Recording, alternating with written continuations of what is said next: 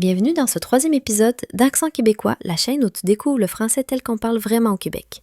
On est vraiment content de t'accueillir aujourd'hui. J'espère que tu es prêt à te plonger avec nous dans la richesse de notre langue.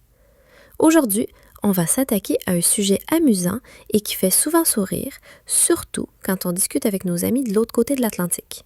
On va explorer ensemble 5 expressions typiquement québécoises qui peuvent parfois les laisser un peu déroutés.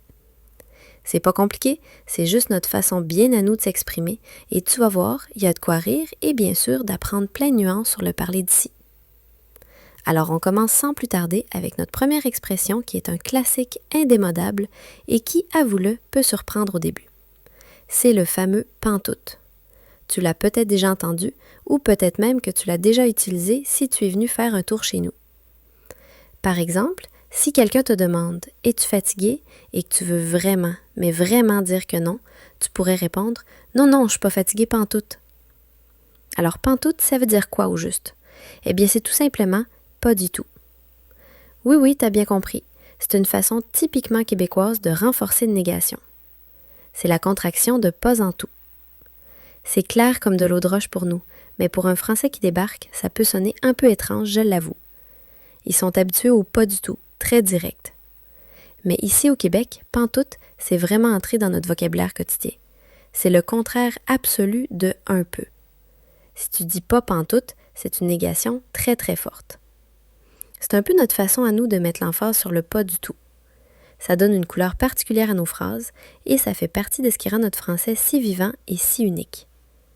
C'est drôle, hein, comment une simple petite contraction peut changer toute la donne. Maintenant, passons à une autre expression qui, elle aussi, en fait sourire plus d'un et qui donne un petit côté romantique à nos discussions, tomber en amour. Alors, en France, on dit très naturellement tomber amoureux, n'est-ce pas? On tombe amoureux d'une personne, d'une ville, d'une idée. Eh bien, ici au Québec, on aime bien ajouter un petit « en » avant le amour. Donc, on va dire « Ah, je suis tombée en amour avec ce film-là, il était tellement bon. » Ou encore « Elle est tombée en amour avec son nouvel appartement. C'est fou comme elle l'aime. » Ça veut dire la même chose. Être amoureux ou avoir un véritable coup de cœur, un attachement très fort. Mais pourquoi ce « en » supplémentaire, me diras-tu? Eh bien, c'est un calque direct de l'anglais « fall in love ».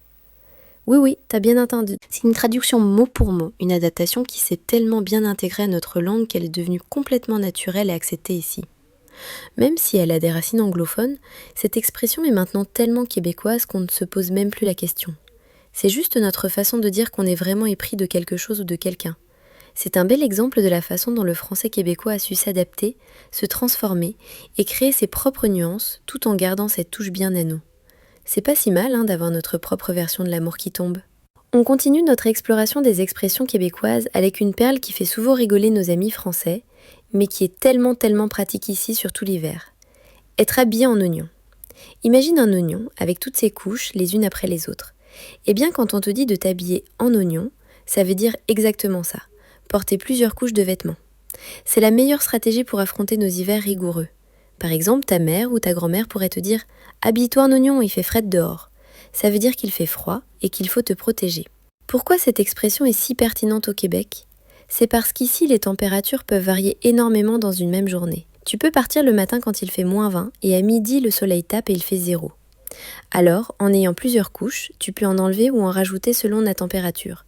C'est super efficace pour ne pas avoir ni trop chaud ni trop froid. Pour un Français, ça peut sembler une image un peu comique, un peu bizarre. On n'est pas des légumes après tout. Mais pour nous, c'est une évidence, un conseil de survie bien ancré dans notre quotidien. C'est un bon truc, un truc de grand-mère même, pour être à l'aise quand il fait très froid. Donc si jamais tu viens nous visiter l'hiver, tu sauras que s'habiller en oignon, c'est pas juste une blague, c'est une question de confort, voire de survie. Alors là, on arrive à une expression qui est vraiment typiquement québécoise et super imagée, vous allez voir. Avoir de la broue dans le toupet. Ça, c'est une de mes préférées. Qu'est-ce que ça veut dire, ça?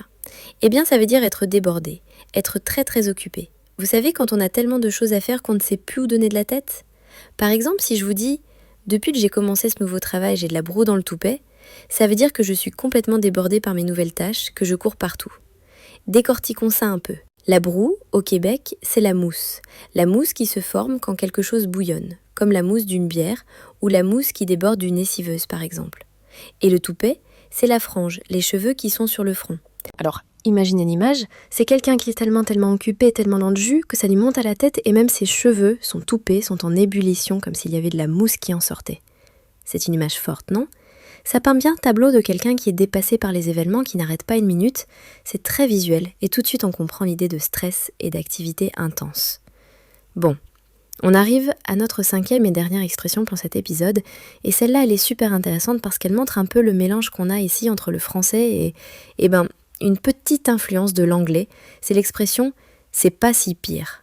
C'est pas si pire, ça veut dire « ce n'était pas aussi mauvais qu'on le pensait ». Prenez l'exemple qu'on a. Le film était pas si pire finalement. Ça veut dire que le film, on s'attendait peut-être à ce qu'il soit vraiment mauvais, mais finalement, il était correct. Il n'était pas si mal que ça. On a eu une bonne surprise. En France, vous diriez plutôt, c'était pas trop mal ou pas si mal, n'est-ce pas ? Nous, au Québec, on va utiliser ce pas si pire. C'est un peu un mélange parce que le mot pire nous vient directement de l'anglais, worse, et on a intégré dans notre façon de parler de français. C'est curieux, je vous l'accorde, mais ici c'est une expression parfaitement comprise et super courante.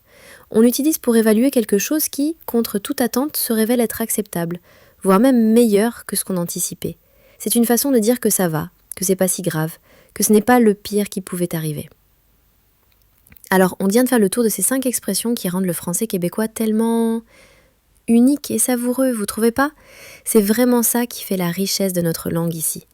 Ces expressions comme pantoute ou avoir de la broue dans le toupet, elles sont pas juste des mots, elles montrent notre créativité linguistique, notre façon bien à nous de jouer avec les mots, de créer des images fortes.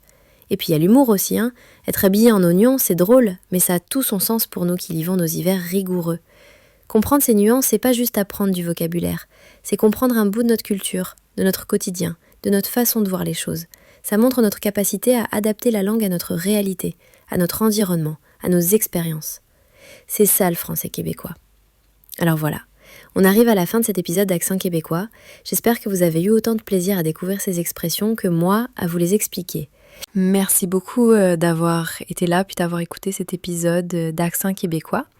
Si vous avez aimé, laissez un petit pouce bleu, abonnez-vous à la chaîne pour ne rien manquer des prochains épisodes, puis n'hésitez pas à partager ça avec vos amis, surtout ceux qui sont curieux du français d'ici. On se dit à très bientôt pour un nouvel épisode où on va continuer à explorer les particularités de notre belle langue québécoise. Salut et à la prochaine!